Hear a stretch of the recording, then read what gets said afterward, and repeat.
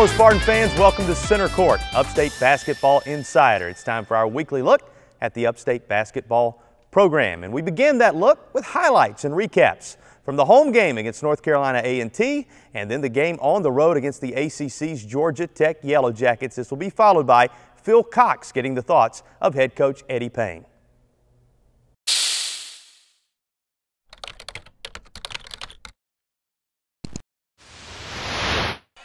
And then just some shots just not going down. Not necessarily a lot of bad shots as we got a foul on North Carolina A&T. Well, just before that, Williams ran into a brick wall. Tried to work his way through the lane, finds the body of Michael Buchanan waiting. Take a look at this.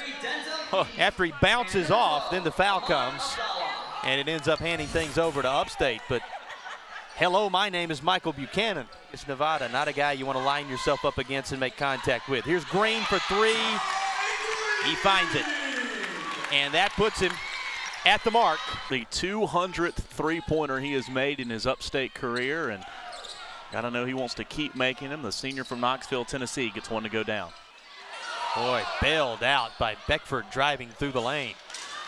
The last time was the ball handler for North Carolina A&T. They can't make it count, however, and here come the Spartans. Buchanan slicing through the lane, and there's that dish from Fred Miller. Well into a double-digit advantage. Stevens, this time Schulte has the right angle, and he lays it off the glass. Nightmare's becoming a reality right now. Look at Cuthbertson. The second time he's made a nice pass out forward, and Miller's there for the finish. That is now North Carolina 8. Turnaround. Just short off the front of the rim. It's been the story for Beckford for the most part, who has only 4. Here's Green on the other end. Hit his 200th a moment ago, make it 201. Green swallowed up with still 12 to shoot as he kicks it back out to Miller. Going down underneath, the basket is there. Cuthbertson. The nature of basketball and how things go. 12 minutes left to go in the Hodge Center. Green for 3 again. Gets it to go down over top of the defender, Nick Reese. Somebody else can kind of slide their way into the upper echelon if they have a good year. And this is the year he believes they can do that. Boy, continuing to work his way into the upper echelon of those who are loved in the Hodge Center. Buchanan, he has 8. Nice job on the turnaround with 10.5 to play. And they've proven that time and again. I mean, almost going on the road and defeating UCF very much in that game earlier this year. In the coming weeks as they make the trip out to the Pyramid. Buchanan underneath. He'll find the bucket. Draws the contact and gets fouled. The Spartans have stretched it out to 54-39. Michael Buchanan timing it perfectly, using his wingspan to put 54 on the board for Upstate. Your energy wisely, and Upstate's able to do that, which you want when you force that turnover to be able to turn it into points on the other end. In the basketball game for Upstate, his defense has been a factor. He makes a nice pass to Cuthbertson. He'll get an assist on that one, and he helps lead the Upstate Spartans to a 7-2 record on the year as they take down the Aggies of North Carolina A&T on both ends of a home-and-home series, Phil. 65-54 the final here.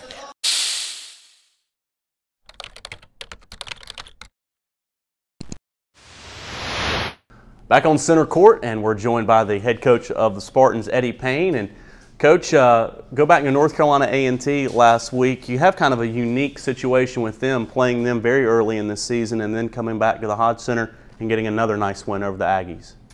Yeah, you don't often do that, but right. We had a home and home in the same year and had another good win, I thought. You know, we had been coming off that big stretch of 4 games in 5 days, and we actually essentially gave our starters 3 days off because they didn't play against Barber Scotia. And so I thought we came into the game, we took us a while to find ourselves in terms of, we weren't playing poorly, but we weren't making shots, and as the game wore on, we were able to begin to play a little bit better and put together some baskets and ended up pushing it out to about 21 points, 4 minutes or something left to play. Coach, then you head on the road to play Georgia Tech and the Yellow Jackets. Get behind them a little bit early, tie the game at the half, and then it was kind of nip and tuck down the stretch and pull out the 5-point win. Yeah, Josh Cuthbertson kept us in the game. We went we were down 11 points, and we made 5 consecutive three-point shots, punctuated by a free throw by Damian Goodwin. Fred made the first one, and then Josh made 4 in a row, and that kept us in the game. That was a big moment there. And then, of course, we got into the second half. Like you say, it was back and forth. They looked like they were going to stretch it out a little bit, and I think Shonquest Stevens hit a big 3 for us when we were down 4. And then once we got the lead, we were able to not give up second shots. They missed some jump shots. We were able to get the rebounds and control the possessions there at the end of the game. And then Mike Buchanan hit a couple big free throws to give us some breathing room, and it was a really big win for our program. Coach, you're able to force quite a bit of turnovers against the Yellow Jackets. I know that has to be encouraging that your defense was as effective as it was against an ACC team. Yeah, we in one day's time we did actually three things, but 2 things that really impacted the game as far as how we were defending them.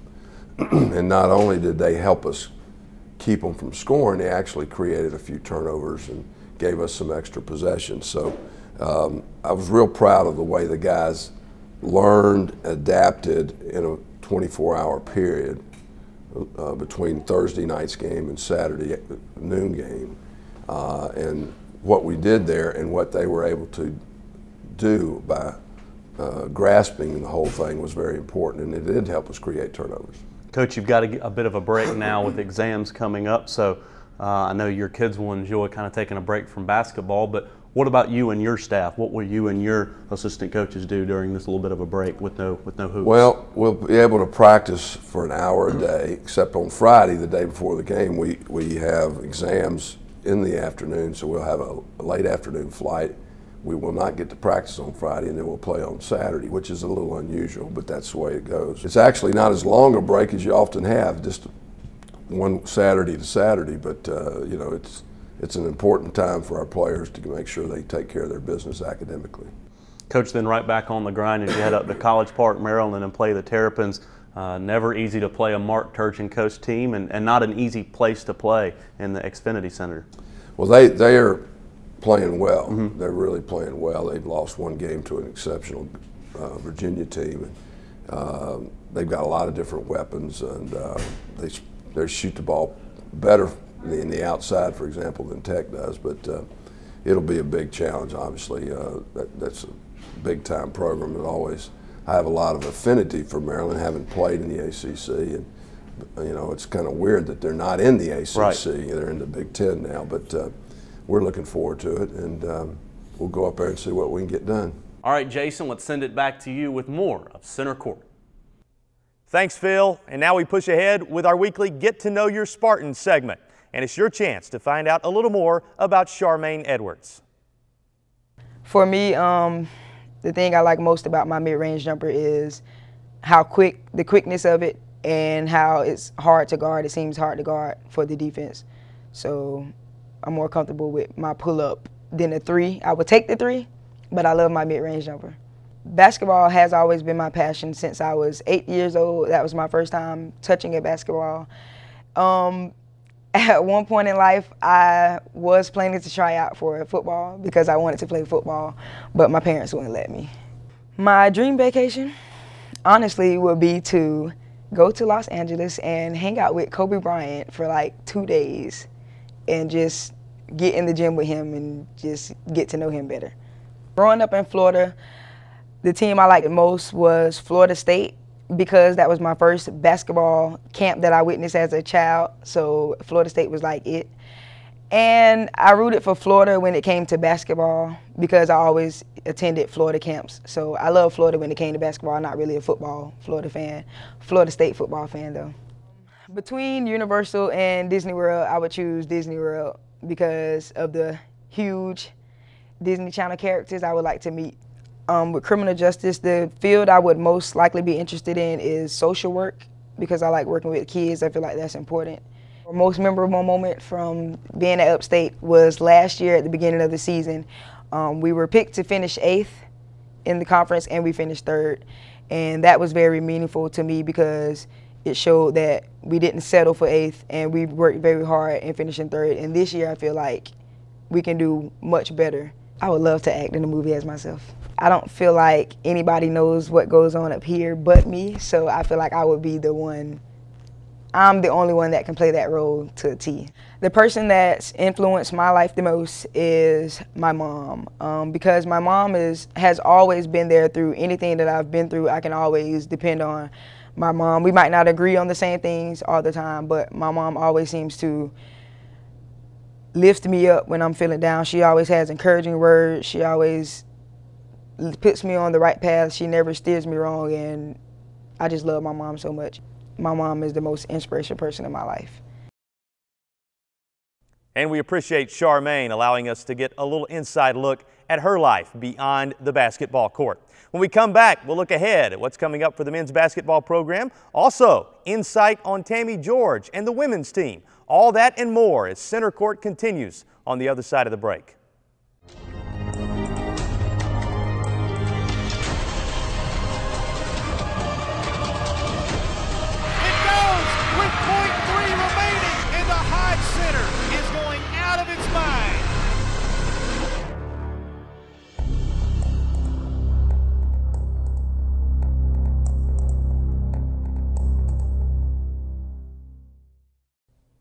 Welcome back to Center Court. Our Phil Cox also caught up with women's head basketball coach Tammy George this week to look back at the Western Carolina contest and ahead to the upcoming game with Maryland Eastern Shore.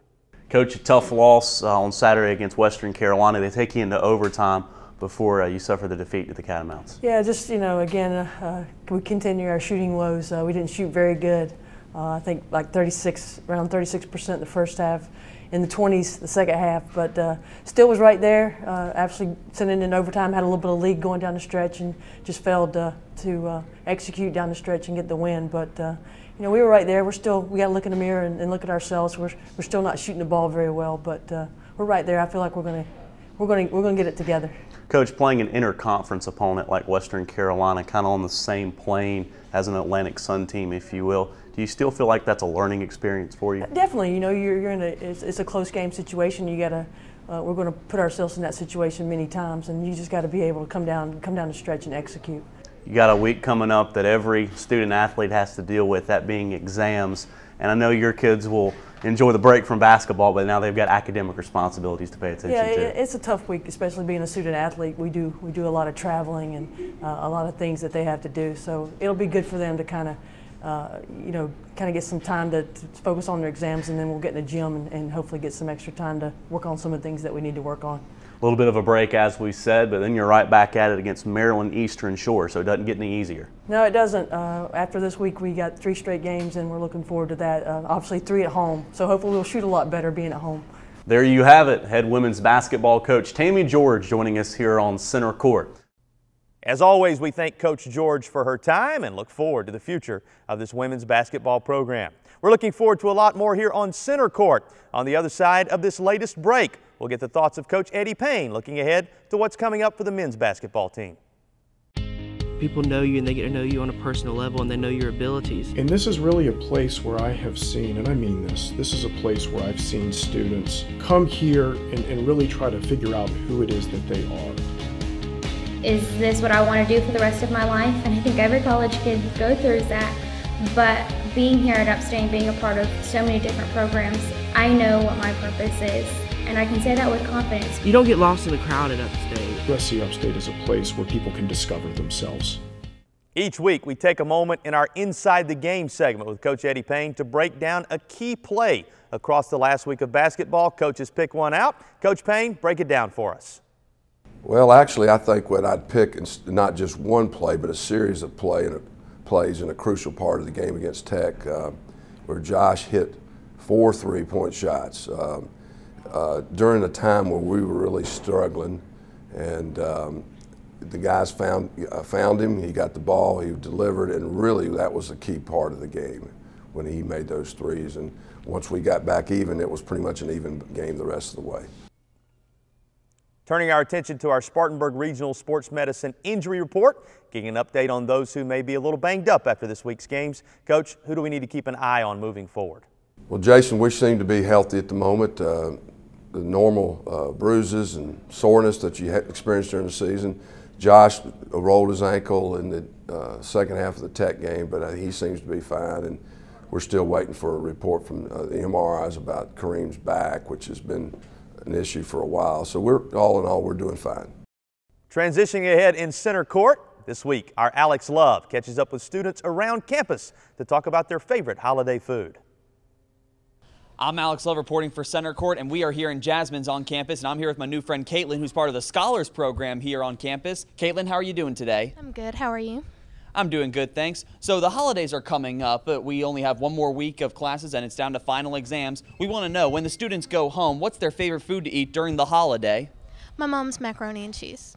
Cake, cheesecake, all the good stuff. You know, I got plenty of good cooks in the family, so there's a lot to choose from. Dressing, macaroni. Macaroni and cheese, just everything, because I'm a person that loves to eat and my family is hilarious, so I love being around them and laughing. Anything free, because I am a big guy and I like to eat. Anything that's free, big guys gotta eat. I'm Alex Love reporting for Center Court. And now for our Center Court social media play of the week. The champ so far, Fred Miller's dunk from men's basketball. There's another men's basketball play that right now stands as the challenger. Here's a look at it. And it's your turn to decide which survives. You can tweet to @UpstateSpartans using the hashtag #CCTopPlay, and your vote will be logged as we determine what will be our social media play of the week moving forward. For all of us here at Center Court, we thank you for investing a portion of your time getting to know a little more about the Upstate basketball programs, and we hope you'll join us again next week for Center Court Upstate Basketball Insider.